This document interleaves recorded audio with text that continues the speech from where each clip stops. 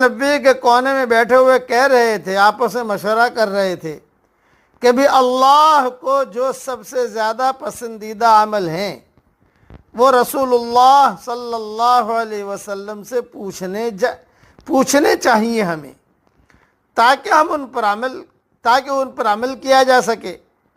لیکن آپ صلی اللہ علیہ وسلم کے پاس جا کر پوچھنے کی جرت کوئی نہیں کر رہا تھا۔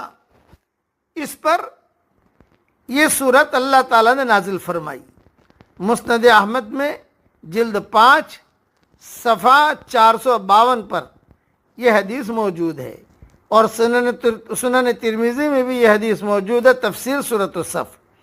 اب یہاں پر اللہ تعالیٰ نے خاص طور سے ایک عام خطاب کیا ہے کہ صحابہ تو کہہ رہے تھے کہ یہ ندا یا ایھا الذین آمنو، اگر